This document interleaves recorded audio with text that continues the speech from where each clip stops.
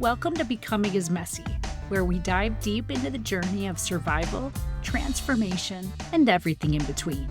I'm your host, Megan Dawson, here to share the honest, unfiltered stories behind my own process of becoming.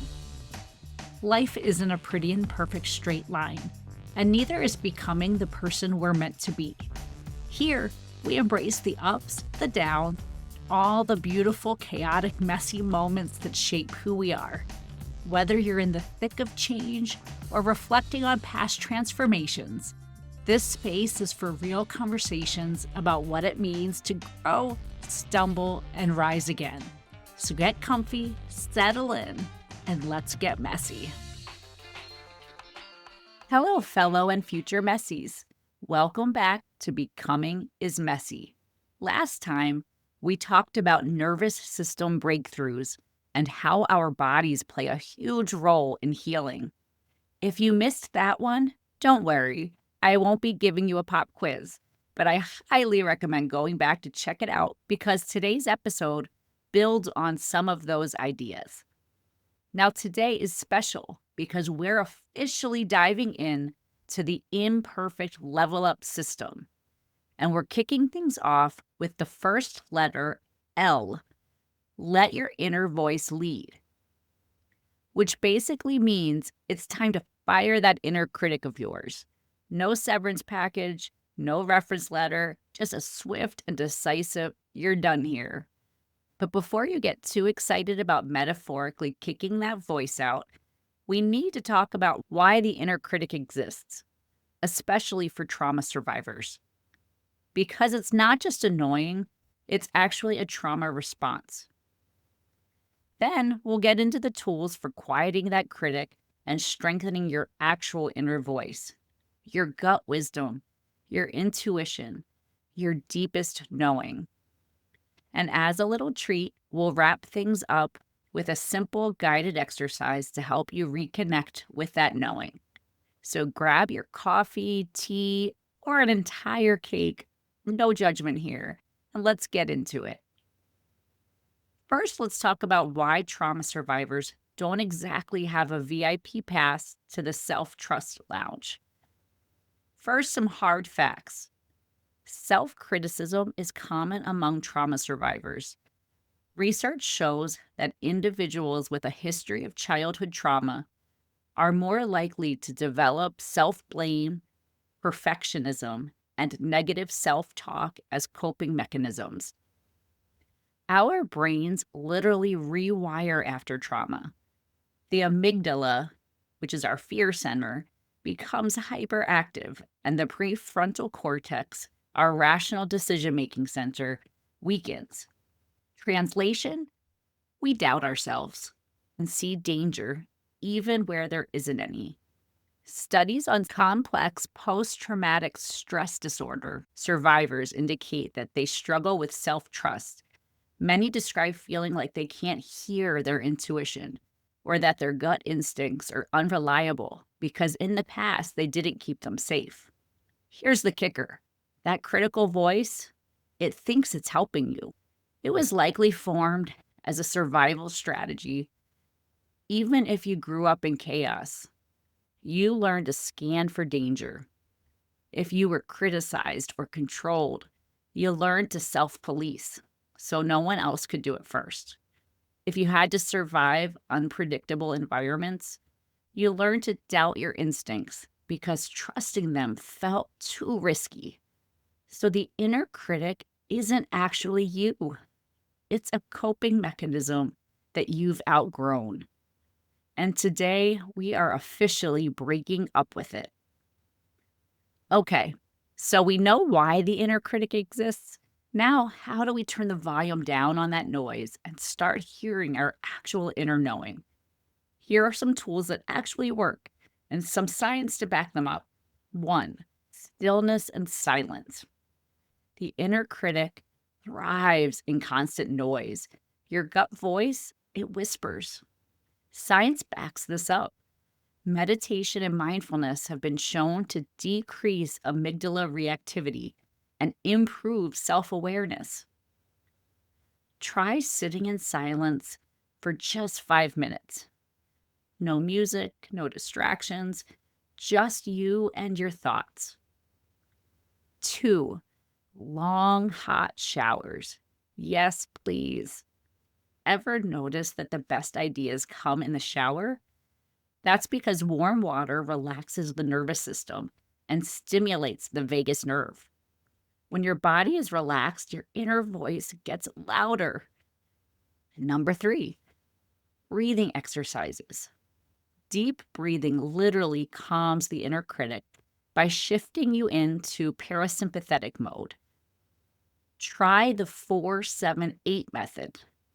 Inhale for 4 seconds, hold for 7, exhale for 8. Repeat 4 times. 4, intuition journaling. Ask a simple question in your journal. What do I know to be true right now? Write the first thing that comes to mind without editing.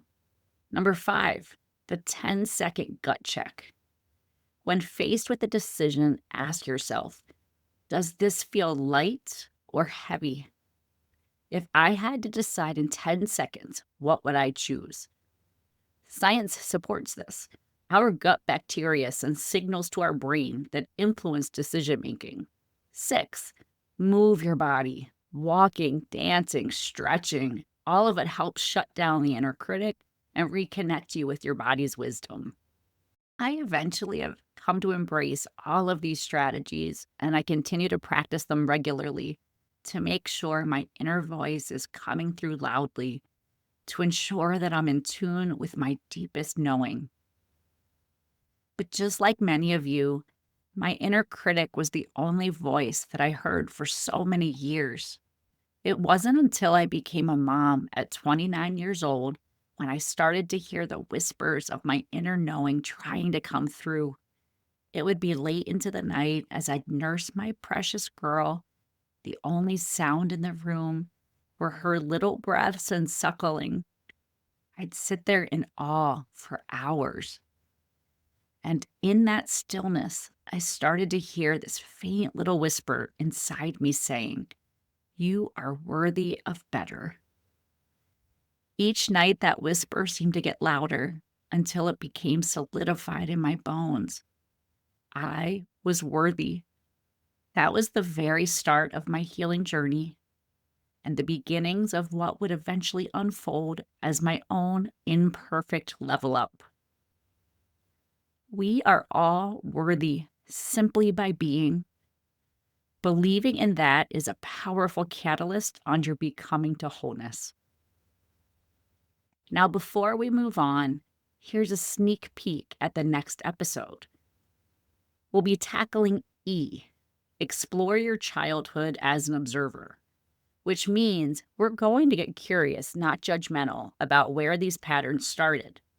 But for now, if you're open to practice finding your inner voice, I welcome you to do a little exercise. I know meditation or breathing exercises can sometimes feel a little woo-woo, but humor me. This is quick, easy, and if nothing else, it gives you a reason to sit still for a minute. If this resonates with you, I suggest repeating this exercise a few times in the upcoming weeks ahead. All right, here's the exercise. I invite you to find a comfortable position.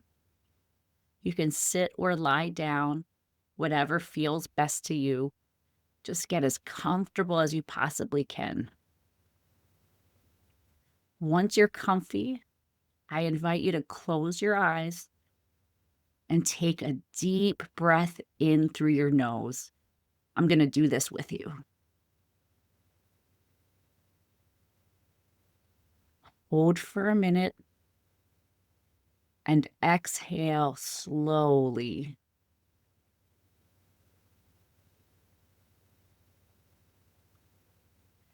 Let's do that one more time. Keep your eyes closed. Take a deep breath in through your nose. Hold for a moment. Exhale slowly. Now, with your eyes still closed, place one hand on your chest and the other on your belly.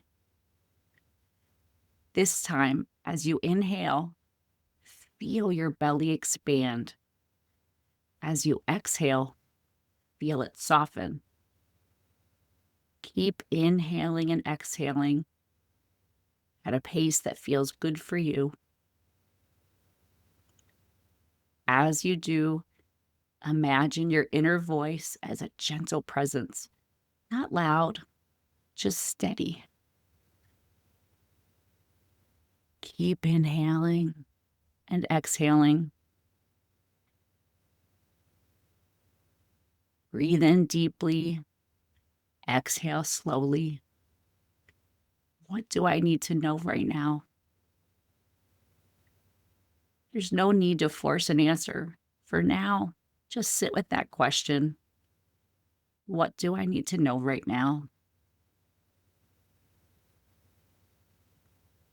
One more big, deep inhale. And a final big, big exhale. When you're ready, take one final deep breath and gently open your eyes. I invite you to practice that exercise in the upcoming weeks, continuing to ask yourself, what do I need to know right now? Over time, your inner voice is going to get louder and your inner critic is going to quiet down. Just keep staying still and deep breathing and keep asking, what do I need to know right now? That's it for today, Messies. Hopefully you feel a little lighter, a little calmer, and if nothing else, ready to tell your inner critic to take a permanent vacation. If you try any of these exercises, I'd love to hear about it. Come hang out with me on Instagram at Becoming is Messy and let me know how it went. Next episode, we're going deep into childhood patterns. But for now, be kind to yourself and remember, your inner voice is wiser than your self-doubt. Before we wrap today, I want to invite you to be part of the Becoming is Messy community. Subscribe to the podcast so you don't miss a single episode. And if there's anything that resonates with you, please leave a review. Your feedback means the world to me, and it helps other people find this community. Follow me on social media. I'd love to hear your ideas for future topics, your questions, and stories from your own messy moments. And if you're feeling inspired, check out the Becoming is Messy shop, where you can grab a mug, a t-shirt, or something else that reminds you to embrace your messy magic every single day. A huge thank you to the incredible Wolves and Sheep for providing the music for Becoming is Messy. Check them out on your favorite music streaming platform. As we close out today's episode, remember this: messy is just another word for growing. So keep showing up, keep laughing, and keep making beautifully awkward progress. Until next time, stay messy, my friends.